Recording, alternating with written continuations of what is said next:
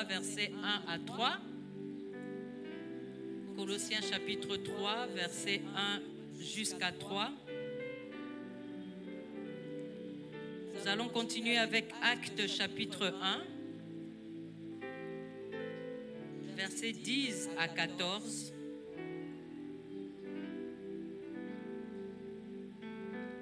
Deux Rois chapitre 4, versets 8 à 11.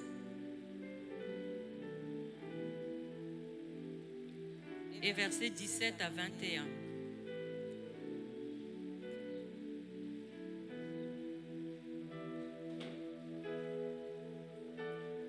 Et nous concluons dans Ésaïe chapitre 26, versets 20 à 21. Ésaïe chapitre 26, versets 20 à 21. Commençons avec Colossiens 3, versets 1 à 3 et lisons au nom de Jésus. Lisons au nom de Jésus. Si donc vous êtes ressuscités avec Christ, cherchez les choses d'en haut, où Christ est assis à la droite de Dieu. Affectionnez-vous aux choses d'en haut et non à celles qui sont sur la terre. Car vous êtes morts et votre vie est cachée avec Christ en Dieu. Celui qui comprend dira Amen. Quand on dit vous êtes mort, ça ne veut pas dire que vos finances sont mortes. Quand on dit vous êtes mort, ça ne veut pas dire que vous ne respirez plus. Quand on dit vous êtes mort, ça ne veut pas dire que vous êtes pourri. Non. Ça veut dire que vous êtes mort au péché. Vous êtes mort à l'orgueil. Vous êtes mort à la colère. Mais vous ressuscitez incorruptible. C'est pourquoi vous êtes en Christ. Alléluia. Et Acte 1, verset 10 à 14 nous dit: et comme ils avaient les regards fixés vers le ciel pendant qu'ils s'en allaient, en parlant de Jésus, voici deux hommes vêtus de blanc leur apparurent et dirent: hommes galiléens, pourquoi vous arrêtez-vous à regarder au ciel? Ce Jésus qui a été enlevé au ciel du milieu de vous viendra de la même manière que vous l'avez vu allant au ciel. Alors ils retournèrent à Jérusalem, de la montagne appelée des Oliviers, qui est près de Jérusalem, à la distance d'un chemin de sabbat. Quand ils furent arrivés, ils montèrent dans la chambre haute. Répète après moi, chambre haute. Où ils se tenaient d'ordinaire, c'était Pierre, Jean, Jacques, André, Philippe, Thomas, Barthélemy, Matthieu, Jacques, fils d'Alphée, Simon le Zélote et Jude, fils de Jacques. Tous d'un commun accord persévéraient dans la prière. Répète après moi, persévéraient dans la prière. Avec les femmes, basoso pembe, bazanga kesikate. Alléluia. Avec les femmes et Marie, mère de Jésus, et avec les frères de Jésus. 2 Rois 4, versets 8 à 11 nous dit: un jour Élisée passait par Sunem. Il y avait là une femme de distinction qui le pressa d'accepter à manger. Et toutes les fois qu'il passait, il se rendait chez elle pour manger. Elle dit à son mari: voici, je sais que cet homme qui passe toujours chez nous est un saint homme de Dieu. Faisons une petite chambre haute avec des murs et mettons-y pour lui un lit, une table, un siège et un chandelier, afin qu'il s'y retire quand il viendra chez nous. Élisée étant revenu à Sunem, se retira dans la chambre haute et y coucha. Versets 17 à 21, cette femme devint enceinte et elle enfanta un fils à la même époque. L'année suivante, comme Élisée lui avait dit, l'enfant grandit et un jour qu'il était allé trouver son père vers les moissonneurs, il dit à son père: ma tête, ma tête. Le père dit à son serviteur: porte-le à sa mère. Le serviteur l'emporta et l'amena à sa mère, et l'enfant resta sur les genoux de sa mère jusqu'à midi, puis il mourut. Elle monta, le coucha sur le lit de l'homme de Dieu, ferma la porte sur lui et sortit. Alléluia. Ésaïe 26, versets 20 à 21 nous dit: Va, mon peuple, entre dans ta chambre et ferme la porte derrière toi. Cache-toi pour quelques instants, jusqu'à ce que la colère soit passée. Car voici, l'Éternel sort de sa demeure pour punir les crimes des habitants de la terre. Et la terre mettra le sang à nu. Elle ne couvrira plus les meurtres. Parole du Seigneur. Si tu crois que c'est la parole de Dieu, tu vas applaudir pour l'Éternel. Non, si tu crois que c'est Dieu lui-même, tu vas applaudir encore plus fort pour le Seigneur. Et si tu crois que Dieu est derrière cette parole pour l'accomplir dans ta vie, tu vas applaudir avec des kélélos, avec des ouh, avec la joie au cœur. Alléluia. Et quand je pense au sublime mystère qu'un Dieu si grand ait pu penser à moi, oh, que son cher Fils est devenu mon frère et que je suis l'héritière du grand roi. Alors mon cœur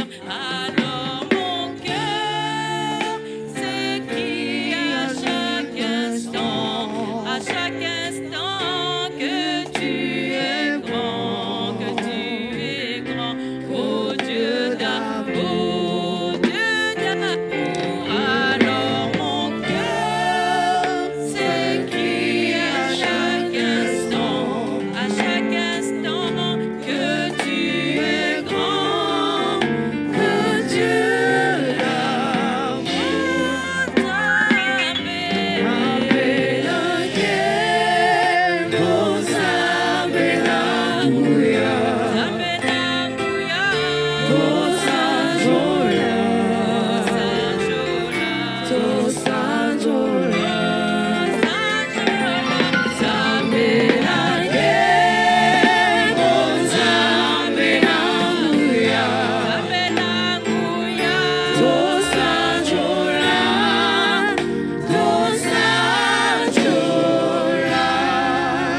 Père éternel et Dieu tout-puissant, nous te louons et nous te bénissons pour ce matin. Gloire à toi, Père, pour cette semaine. Louange au Saint-Esprit pour ta présence au milieu de nous. Merci, Seigneur. Ta parole déclare dans Ésaïe 26, versets 20 à 21. Va, mon peuple, entre dans ta chambre et ferme la porte derrière toi. Cache-toi pour quelques instants jusqu'à ce que la colère soit passée. Car voici l'Éternel sort de sa demeure pour punir les crimes des habitants de la terre. Et la terre mettra le sang à nu. Elle ne couvrira plus les meurtres. Je crois en cette promesse. C'est pourquoi elle accompagne ton peuple de Jesus Lifestyle Church au nom puissant de Jésus. Je détruis tout esprit de colère. J'anéantis toute porte de ta bénédiction qui était fermée. Et je taille en pièces tout ce qui t'empêchait d'avoir une intimité avec Dieu. Je les chasse dans les lieux arides et désertiques au nom puissant de Jésus. Je proclame que l'Éternel se lève aujourd'hui pour ton problème. Je confesse que l'Éternel siège aujourd'hui pour toi, ton problème, pour te faire justice. Et je prophétise que la vérité éclate maintenant dans ta vie. Dans le puissant nom de Jésus, j'ai ainsi prié. Que tous ceux qui sont d'accord avec moi disent Amen. On applaudit pour le Seigneur en reprenant nos places. Alléluia. Soyez bénis au nom de Jésus. Nous sommes dans la chambre haute ce matin. Et la chambre haute est aussi une chose du royaume de Dieu. C'est aussi une chose d'en haut. Parce que la chambre haute est un lieu d'intimité. Vous savez, le salon est là pour recevoir les invités. Et les toilettes sont appelées les lieux d'aisance. J'aimerais dire à quelqu'un, quand tu dois aller aux toilettes, il faut arrêter de dire je vais pisser, c'est impoli. Ah, il y a beaucoup de gens qui font ça sans savoir que c'est impoli. Quand tu arrives chez les gens, tu ne sais pas où ça se trouve, tu dis est-ce que quelqu'un peut me montrer les lieux d'aisance? J'aimerais aller me soulager. Bien aimé, on n'a pas besoin de savoir ce que tu vas faire aux toilettes. Je vais pisser. Non. Je vais aux toilettes. Montrez-moi les lieux d'aisance. J'aimerais me soulager. Alléluia. Et la chambre haute, c'est un lieu d'intimité entre l'homme et celui qui est au-dessus de l'homme. Celui-là s'appelle Dieu. C'est la chambre d'en haut. C'est donc pour les choses d'en haut. Vous savez, Jésus marchait avec ses serviteurs. Mais à un moment donné, il leur a dit qu'il ne les considère plus comme ses serviteurs, mais il les considère comme ses amis. Ça veut dire qu'à la chambre haute, nous devons quitter le stade de serviteurs. Nous devons quitter même le stade d'enfants de Dieu pour arriver au stade de la maturité, arriver au stade d'amis de Dieu, amis de Jésus. Et aujourd'hui, Dieu veut nous amener dans une dimension de devenir amis avec lui. C'est cette dimension d'intimité avec Dieu que nous recherchons ce matin. Il veut que nous quittions le parvis. Il veut que nous arrivions dans le lieu saint, mais il veut encore plus que nous montions dans le lieu saint des saints. Là où Dieu est, pour partager son intimité. Alléluia. Et le premier point que nous allons voir aujourd'hui, c'est un lieu où l'on attend la consolation. Premier point, la chambre haute est le lieu où l'on attend la consolation.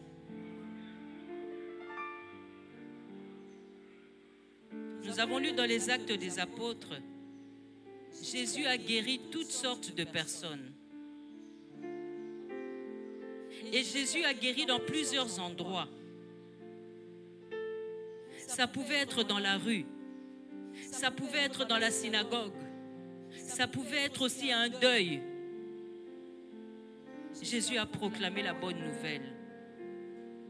Et le lieu où il agissait n'avait pas d'importance, bien-aimé. Et on l'a arrêté injustement, mais c'était dans le plan de Dieu. C'est pourquoi nous avions vu les épreuves par lesquelles nous passions comme des montagnes que Dieu a souverainement fixées dans la vie de l'homme. Mais la bonne nouvelle, c'est que Jésus est ressuscité le 3e jour. La chambre haute, c'est le lieu de consolation. Il a multiplié les apparitions pour montrer qu'il était ressuscité. Ensuite, il est monté au ciel. Mais en montant au ciel, il a dit quelque chose à ses disciples. Il leur a dit de ne pas s'éloigner de Jérusalem. Il leur a dit de rester jusqu'à ce que le Consolateur arrive. La chambre haute, c'est le lieu où on attend cette consolation. Et en attendant cette consolation, nous devons rester en intimité avec Dieu. Et les disciples allaient rester en communion d'esprit. C'est ainsi que quand le Consolateur viendra, alors ils commenceront une grande œuvre. Pierre, qui avait renié Jésus avant que le Consolateur n'arrive, est arrivé à prêcher Jésus après l'arrivée du Consolateur et a converti 3000 âmes. Jésus attend de nous un grand travail après la chambre haute. Ce grand travail, il nous l'a laissé. C'est le grand travail que Dieu lui a confié et que Jésus nous a confié aussi. Bien Bien-aimé, la consolation, c'est pour les gens qui ont des soucis de santé. La consolation, c'est pour les gens qui ont un avenir sombre. La consolation, c'est pour les gens qui ne voient pas clair. La consolation, c'est aussi pour les gens qui ne marchent pas correctement. Et la consolation, la véritable, c'est lorsque nos soucis disparaissent. C'est lorsque nous devenons des témoignages. C'est lorsque nous ne voyons pas comme des arbres, mais nous voyons clairement. Et ce matin, il nous faut un message qui dissout les problèmes. C'est là la chambre haute. Jésus reviendra, tu peux dire Amen. Jésus revient bientôt, ce n'est pas un slogan. Et je peux te dire ce matin que de la même manière que tu as vu tes finances, de la même manière que tu as vu tes diamants partir, de la même manière que tu as vu ton amour t'abandonner, de la même manière, ils reviendront. Parce que tu es dans le lieu de consolation. Qu'il te soit fait selon ta foi ce matin. Bien-aimés, attendons l'accomplissement de notre promesse en communion avec Jésus. N'attendons pas l'accomplissement de nos promesses dans la distraction. Attendons l'accomplissement de nos promesses en intimité avec Dieu.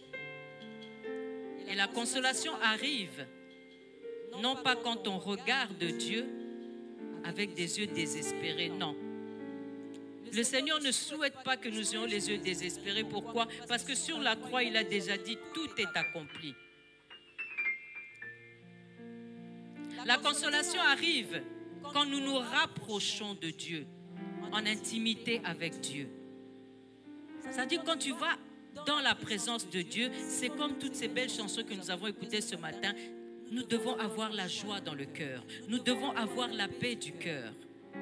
C'est pourquoi il nous a dit, retournons à Jérusalem. Bien-aimé, si tu t'étais éloigné, ce matin, retourne à Jérusalem. Si tu partais, on ne sait où la semaine, mais les dimanches seulement tu reviens à Kavouot, bien-aimé, retourne à Jérusalem et continue tout au long de cette semaine. La fin vaut mieux que le commencement. Mais ça ne veut pas dire qu'il ne faut pas être là au commencement. Ça veut dire qu'il y a un commencement et il y a une fin. Le commencement peut être moins valeureux, mais la fin, elle est glorieuse. Jésus a fait beaucoup de miracles en Galilée. C'est pourquoi on l'a appelé l'homme de Galilée. C'est cette consolation qu'il t'apporte dans la chambre haute. C'est le miracle qu'un homme ne pourra pas te donner. Mais quant au consolateur, lui, il n'a dit pas en Galilée. Le consolateur s'est retourné à Jérusalem. Le consolateur s'est retourné à l'église et aller dans la chambre haute. Ça veut dire retourner à l'église, mais pas pour faire les musiques. Retourner à l'église, mais pas pour faire des groupuscules. Retourner à l'église, mais pas pour y trouver le monde. Mais retourner à l'église, pour établir notre intimité avec Dieu. C'est ça la chambre haute. J'avais dit que l'église ne soit pas un lieu d'habitude pour toi, mais que l'église soit un lieu où tu viens rechercher l'annonce que l'ange t'a faite au nom de Jésus.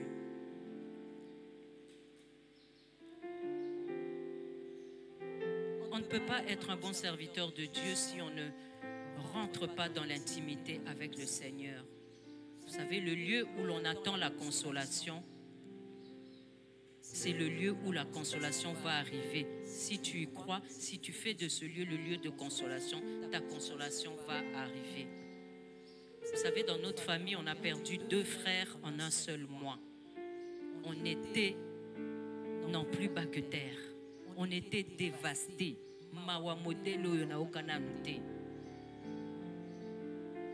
Et c'est là que si vous avez regardé une de mes émissions, je parle du témoignage. Je dis un témoignage, ce n'est pas seulement quelque chose de bien que Dieu a fait, mais un témoignage, c'est spécialement quelque chose de waouh que Dieu a fait. C'est-à-dire c'est quelque chose qui étonne.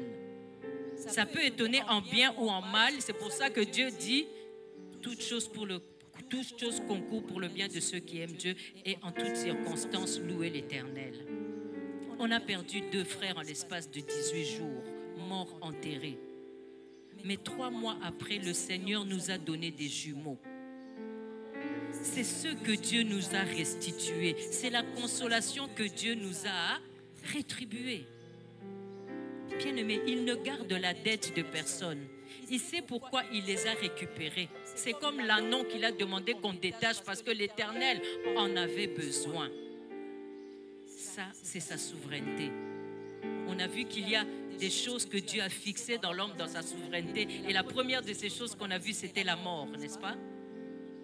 Mais on a vu aussi qu'on pouvait reculer l'heure de sa mort, comme Ézéchias l'a fait, dans la chambre haute. Amen, amen. Le lieu de consolation, c'est un Dieu qui console. Il ne regarde pas l'âge.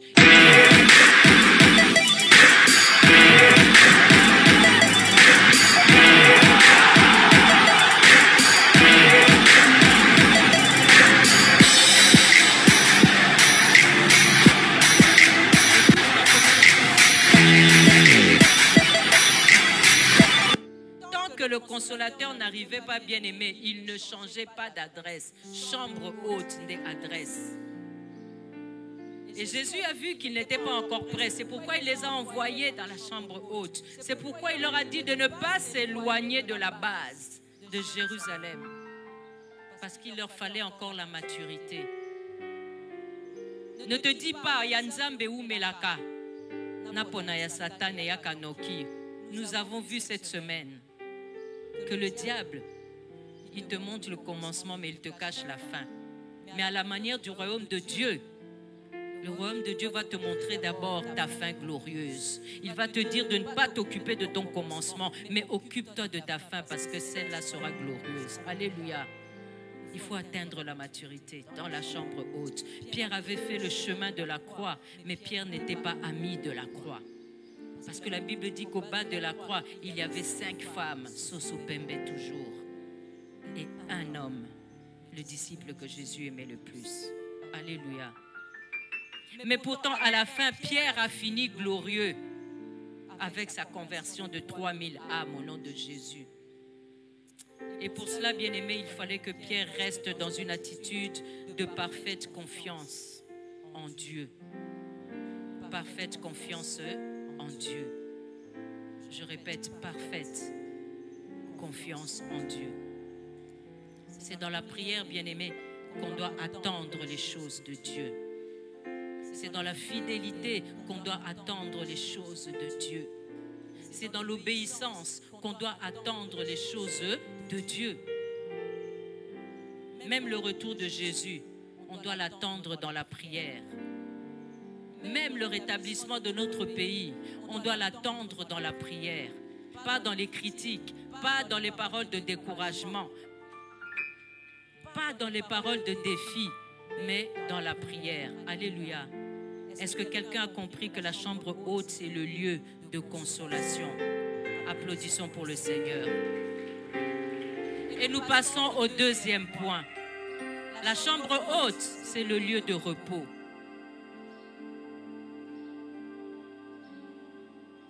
Deuxième point, la chambre haute, c'est le lieu du repos. Repos, ça veut dire que ta promesse est accomplie et tu ne dois plus te déranger pour ça. Ta promesse est accomplie et maintenant tu es dans l'abondance. Parce que Jésus a dit, je suis venu afin que vous ayez la vie et que vous soyez dans l'abondance. C'est là que ça crée le repos. Nous avons lu 2 Rois chapitre 4. Une femme qui se distingue par son caractère, la Sunamite. Elle se distingue par sa tenue. Elle se distingue par ses manières. Bien aimé, cette femme-là a organisé l'intimité entre l'homme de Dieu et Dieu. Alléluia. C'est ce que les femmes vont s'atteler à faire dans les prochains jours dans cette église. Instaurer, restaurer l'intimité entre l'homme de Dieu et Dieu. Bien-aimé dans le Seigneur, la femme dans l'église doit vaquer au social de l'église. Elle doit s'occuper des veuves et des orphelins. Elle doit aller visiter les prisonniers. Mais nous devons laisser l'homme de Dieu vaquer au ministère de la parole et de la prière, afin qu'il reçoive les rémas de l'Éternel pour nous les transmettre, pour faire avancer la vision du Seigneur dans Jesus Lifestyle Church. Il ne faut pas que l'homme de Dieu commence aussi à s'inquiéter du social de l'Église. Nous sommes là pour ça. Et la femme tsunamite nous a montré ça.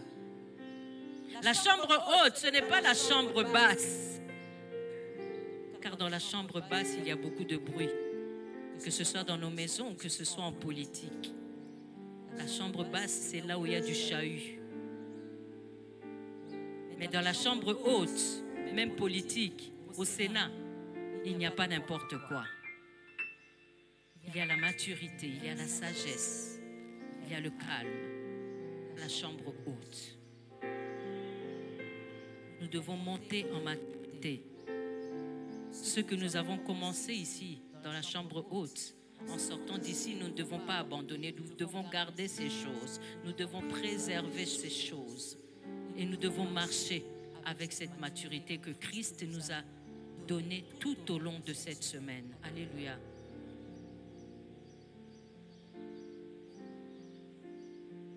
Plus on s'éloigne de la poussière, bien-aimé, plus on se rapproche de Dieu.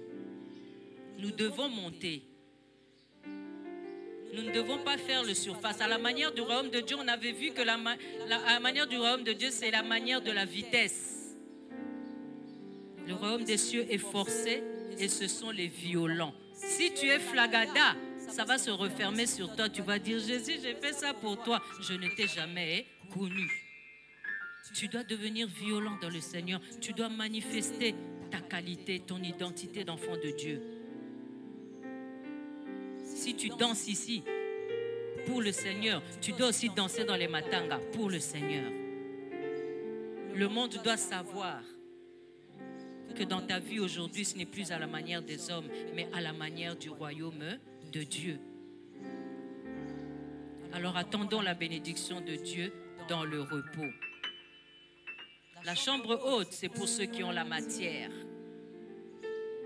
C'est là où ils vont avoir la maturité. J'aime ce silence, ça veut dire que ça entre. Attendons la bénédiction de Dieu dans le repos. Attendons la bénédiction dans le calme. Car Dieu ne peut pas nous bénir si nous sommes perturbés. Dieu ne peut pas nous bénir si nous sommes dans des inquiétudes. Dieu ne peut pas nous bénir si nous sommes dans les mais. Tu viens à l'église, tu dis Amen. Mais quand tu es dans ton lieu secret, tu dis mais. Que la paix du Christ soit avec nous. N'essayons pas d'aider Dieu. N'essayons pas d'aider Dieu en allant fouiller dans les poches du conjoint. N'essayons pas d'aider Dieu en allant fouiller dans les WhatsApp, dans les Facebook, dans l'appareil du conjoint. Bien-aimé, si Dieu veut que tu sois au courant de quelque chose, il va te le révéler lui-même. Mais en attendant, il te dit, l'amour couvre une multitude de péchés. L'amour croit tout. L'amour pardonne tout. Donc n'essaye pas de découvrir le mal des autres. C'est Dieu qui le connaît. Toi, sers Dieu. Toi, prie Dieu. Toi, aie confiance en Dieu. Et que la paix du Seigneur qui surpasse toute intelligence soit ton partage au nom de Jésus. Il a dit que votre cœur ne se trouble point. Croyez en Dieu, croyez aussi en moi. Quelqu'un qui croit Dieu ne va pas aller fouiller ailleurs. Bien-aimés, n'attendons pas la consolation des hommes, mais croyons en la consolation de Dieu. C'est le mari par excellence. Dieu a dit à Josué, fortifie-toi et prends courage. Ne prions pas pour que Dieu nous donne la paix, mais recevons la paix de Dieu par l'intimité avec Dieu. Tu peux être dérangé quand tu arrives ici, mais une fois que tu écoutes l'adoration, une fois que tu écoutes la louange, une fois que tu proclames ici, bien-aimé, tu reçois la paix. C'est pourquoi tu dois écrire pour que tu répètes ces choses quand tu es à la maison. Après, ce sera inscrit dans ton cœur comme avec un burin de fer. Ça ne pourra plus s'effacer. Et tu garderas ta paix jusqu'à la maison, jusqu'au travail.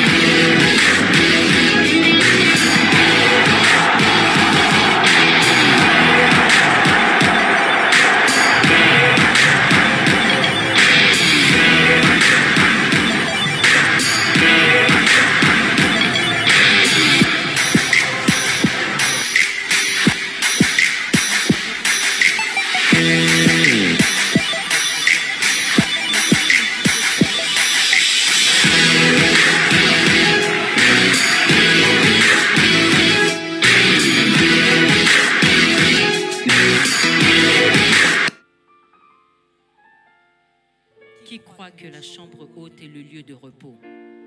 Ah, tu peux applaudir pour le Seigneur.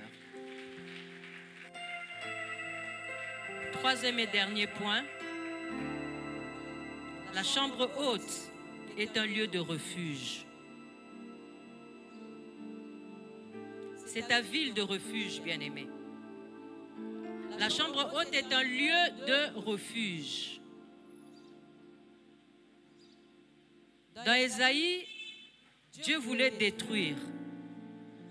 Mais dans son amour, il informe son peuple que tu es. Dieu ne fait rien sans le révéler à son peuple. C'est ainsi que Dieu demande à son peuple de monter dans la chambre haute parce qu'il voulait lui parler. De monter dans la chambre haute pour parler ensemble. Parle toi-même pour te justifier. Ça aussi, c'est dans la chambre haute. Bien-aimé, Dieu va se venger pour le peuple congolais. Mais il dit à l'église, va te cacher, va te réfugier à l'église. Et lorsque tu arrives à l'église, tu vas trouver l'extérieur de l'église. Ne reste pas à l'extérieur. Tous ceux qui sont à l'extérieur de l'église, Dieu va se venger sur eux. Entre dans l'église, c'est là ton lieu de refuge. C'est là que tu es protégé. Le temps est arrivé, bien-aimé, où l'on ne va plus mettre Dieu sur nos lèvres. Mais c'est maintenant le temps où Dieu va remplir nos cœurs.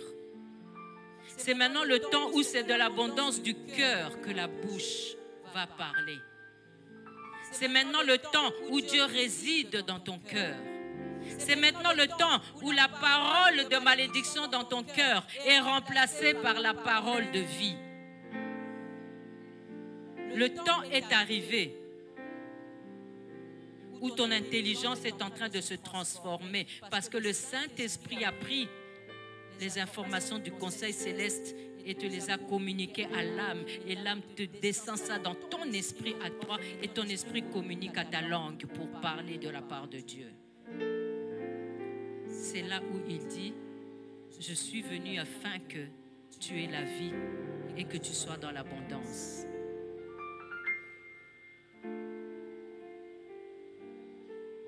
Restons dans la chambre haute.